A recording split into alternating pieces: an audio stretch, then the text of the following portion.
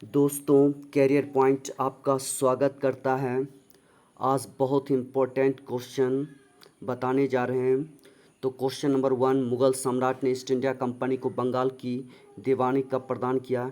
ए 1768 ईस्वी, बी 1764 ईस्वी, सी 1772 ईस्वी और डी 1765 ईस्वी। तो मुग़ल सम्राट ने ईस्ट इंडिया कंपनी को बंगाल की दीवानी 1765 ईस्वी में इलाहाबाद की संधि के तहत प्रदान किया। क्वेश्चन नंबर 2, इलाहाबाद की संधि कब हुई? ए 1712 ईस्वी, बी 1773 ईस्वी, सी 1765 ईस्वी और डी 1784 ईस्वी। तो इलाहाबाद की संधि 1765 ईस्वी में हुई थी। क्वेश्चन नंबर 3, अवध के नवाब को इलाहाबाद की संधि के तहत कितने रुपये ईस्ट इंडिया कंपनी को देना पड़ा? ए 50 लाख, बी 70 लाख, सी 93 लाख और डी 40 लाख।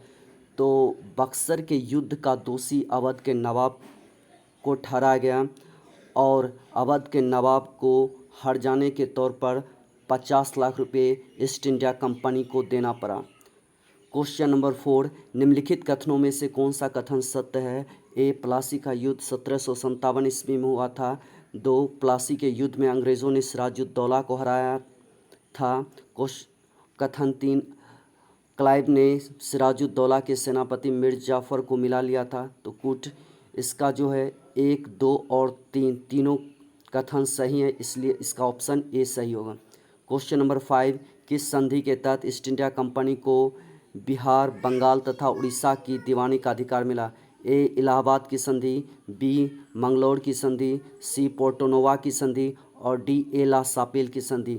तो यह इलाहाबाद की संधि के तहत हुआ। क्वेश्चन नंबर 6, निम्न में से कौन ब्रिटिश साम्राज्य द्वारा संबलपुर को साम्राज्य में मिला लेने का कारण था? ए शासक की मनमानी, बी अंग्रेज़ों पर आक्रमण, सी अंग्रेज़ों के खिलाफ साजिश रचना, डी इसके राजा की किसी उत्तराधिकारी के बिना मृत्यु।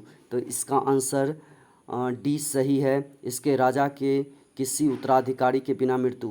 क्वेश्चन नंबर 7, भारत में राज्य हड़प नीति को किसने प्रारंभ किया? ए डलहौजी, बी वेलेस्ली, सी क्लाइव, डी हेस्टिंग्स। तो राज्य हड़प की नीति डलहौजी ने शुरू किया था। क्वेश्चन 8, लॉर्ड डलहौजी ने डॉक्ट्रिन ऑफ लैप्स शुरू किया था। लॉर्ड वेलेस्ली ने सहायक संधि शुरू किया था। कॉर्नवालिस ने परमानेंट सेटलमेंट शुरू किया था। उपर्युक्त कथनों में से कौन सा सही है? ए 1, 2 और 3, बी 1 और 2, सी केवल 3 और डी केवल 1।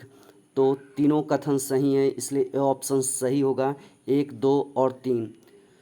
क्वेश्चन नंबर 9, लॉर्ड डलहौजी ने झांसी को कब ब्रिटिश साम्राज्य में मिलाया?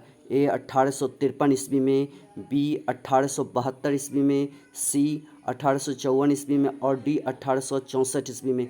तो लॉर्ड डलहौजी ने झांसी को 1853 ईस्वी में ब्रिटिश साम्राज्य में मिलाया था, क्योंकि झांसी का उत्तराधिकारी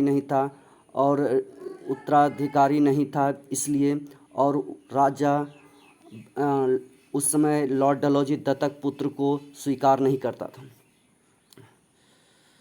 टीपू सिंधिया ने कब सहायक संधि को स्वीकार किया था? ए 1803 ईस्वी में, बी 1805 ईस्वी में, सी 1807 ईस्वी में और डी 1811 ईस्वी में। तो सिंधिया ने सहायक संधि को 1803 ईस्वी में स्वीकार किया था। टीपू सुल्तान ने किस देश के साथ समझौता किया था? ए कस्तूनिया, बी अरब, सी मॉरिशस और डी उपर्युक्त सभी। तो ये इसका टीपू सुल्तान ने कस्तूनिया, अरब, मॉरिशस, फ्रांस सभी के साथ समझौता किया था। तो इसमें जो तीनों ऑप्शन है वो सही होंगे, इसलिए डी ऑप्शन सही है।